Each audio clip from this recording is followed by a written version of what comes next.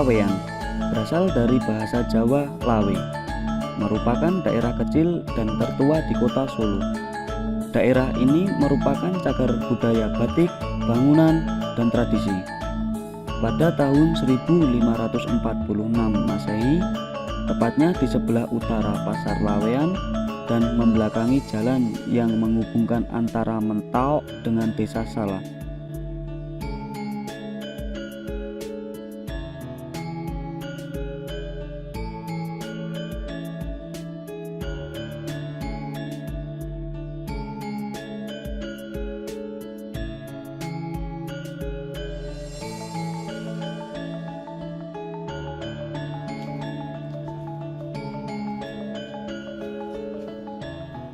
Untuk Masjid Laweyan ini sebenarnya perjalanan berdirinya Masjid Laweyan ini dimulai pada era Pajang, yaitu pada tahun 1546. Waktu itu belum menjadi masjid, tetapi berbentuk pura atau pura Hindu. Nah, waktu itu karena waktu zaman Pajang dan juga zaman Demak itu adalah masa-masa transisi, yaitu transisi antara peralihan agama Hindu-Buddha ke Islam. Maka waktu itu masih banyak masyarakat-masyarakat yang menganut agama Hindu dan Buddha. Baru pada era Mataram itu terjadilah Islamisasi yang besar, yaitu diawali pada era Sultan Agung, yaitu beliau berperang atau menaklukkan suatu daerah, juga mempunyai misi agama.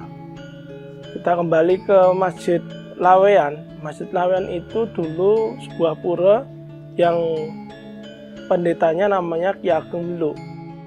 Ki Ageng Mbeluk ini adalah seorang pendeta di Pura Laweyan ini. Waktu itu Laweyan itu menjadi sebuah tanah perdikan atau daerah swatantra yang diberikan kepada Ki Agengnis yang disemayamkan di makam sini. Waktu itu Ki Agengnis selain menjadi seorang tokoh Pajang, beliau juga seorang wali, seorang sunan. Beliau menyebarkan agama Islam. Pada era itu, karena kegigihan dari Ki Agengnis, Ki Ageng Mbeluk yang waktu itu memang juga bisa dikatakan juga sahabatnya, luluh. Akhirnya beliau juga menjadi Islam atau menjadi mu'alaf. Kemudian beliau menyerahkan puranya untuk menjadi masjid. Kalau dalam Islam namanya diwakafkan. Kalau umumnya ya namanya alih fungsi dari pura menjadi masjid. Ki Agengnis itu adalah seorang tokoh dari Pajang. Beliau menjabat menjadi seorang penasihat Sultan Hadiwijoyo atau Joko Tingkir, yaitu Raja Pajang, Raja Keraton Pajang, yang waktu itu menjadi kerajaan yang meneruskan dari Demak Bintoro. Waktu itu Ki Agengnis di sini selain mengajarkan atau mensiarkan agama Islam, beliau juga memberikan pengetahuan kepada orang-orang Laweyan khususnya, yaitu tentang seni membatik. Jadi batik itu diawali oleh Ki Agengnis, karena waktu itu namanya membatik, kemudian tata cara berpakaian, berbusana, kemudian mocopatan dan sebagainya, itu hanya diajarkan di kalangan keraton. Jadi cuma kalangan ningrat, para bangsawan. Nah, salah satu yang punya andil jasa untuk mentransferkan ilmu membatik ini pada masyarakat adalah Ki Ageng. Nah waktu itu masyarakat Lawean itu mayoritas dulu adalah pedagang benang Lawe. Ya, dari Ki Ageng dari Lawe itu kemudian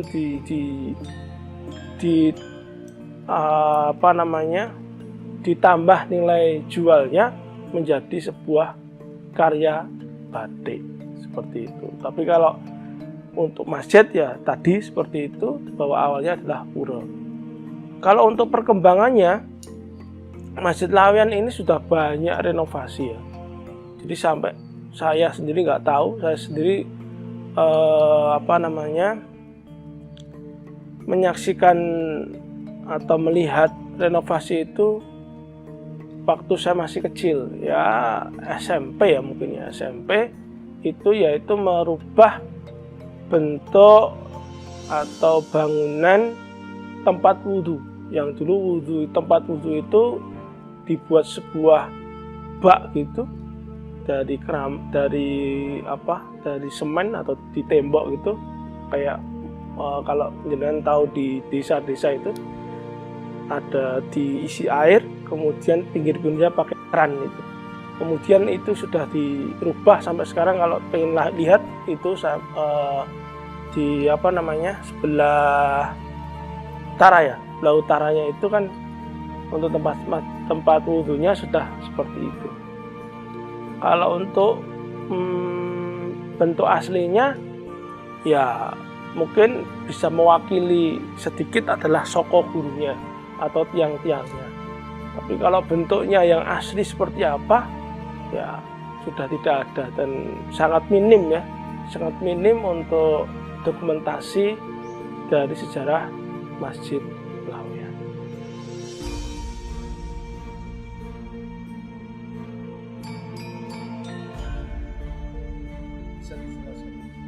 Untuk makam ya itu adalah dulunya adalah sebuah tempat, mungkin kalau dulu adalah konsepnya sama dengan makam-makam para wali, makam-makam Demak kalau tahu ya, itu konsepnya sama, yaitu wali atau sunan itu akan dimakamkan dengan dekat masjid, ya kan? Kalau jangan lihat di Kudus, di di makamnya Sunan Kalijogo, Sunan Muria, itu semua ada masjidnya, komplek pemakaman sebelah dengan masjid. Tapi masih dulu, bukan makamnya dulu. Karena kenapa seperti itu konsepnya? Karena masjid itu adalah tempatnya para beliau itu, para wali-wali itu atau para sunan-sunan itu dulunya mensiarkan agama Islam. Dan waktu itu sama, pasti mereka akan senang didekatkan dengan masjid. Kalau mungkin dekat juga seperti di Pasar Kliwon ya, Masjid Assegaf ya. Masjid Assegaf itu kan satu komplek dengan Habib ya, makam Habib Anis ya, Habib Anis atau siapa ya, Habib Anis itu kan satu komplek ya, sama. Itu konsep itu sama. Kemudian kaitannya apa makam ini dengan masjid? Yaitu makam ini adalah makamnya Ki Ageng yang tadi saya ceritakan. Beliau ini adalah seorang tokoh Pajang. Nah, makam ini sampai sekarang masih digunakan, tetapi hanya sebatas untuk para putra raja dan cucu raja, yaitu yang punya gelar Gusti Pangeran Haryo, kemudian Gusti Raden Ayu, kemudian kalau cucu Bandara Raden Mas, sama BRAY atau Bandara Raden Ayu. Cuma grade 2 sampai grade 2 saja.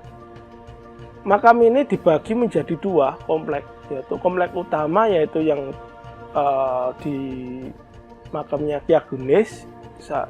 Kalau itu sudah close, sudah tidak bisa digunakan lagi, tidak bisa tempati untuk pemakaman lagi. Ya, karena di situ terdapat makam-makamnya para leluhur Mataram. Ya. Di situ ada makam Ki Ageng Nis, kemudian ada Nyai Ageng Pati, Nyai Ageng Pandanaran, Nyai Ageng Sobo.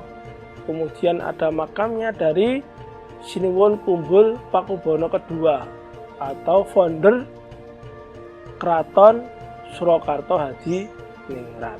Jadi kata Surakarta itu diawali dari yang memberikan nama siapa? Memberikan nama adalah Sinuwun Pakubono II. Maka setiap hari jadi kota Surakarta, setiap tahun, setiap Februari itu pasti ada ziarah dari jajaran Pemkot, bisa Pak Wali Kota, bisa Pak Wali, kemudian para staf-stafnya, para kadin, dan itu ziarah ke sini. Ya. Kalau makam ini ya tadi yang saya jelaskan itu sampai sekarang masih bisa digunakan, tapi khusus untuk para putra raja dan cucu raja.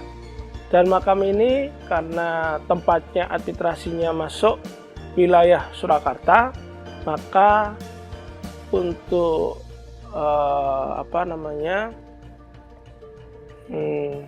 perawatan dan sebagainya itu dari Keraton Surakarta Hadi Ningrat. Sampai saat ini, Masjid Laweyan masih ramai dikunjungi oleh para peziarah dari daerah Laweyan maupun dari luar daerah. Kita sebagai pengunjung harus ikut serta menjaga kawasan Masjid Laweyan, supaya generasi berikutnya juga mengetahui tentang sejarah penyebaran agama Islam di Surakarta.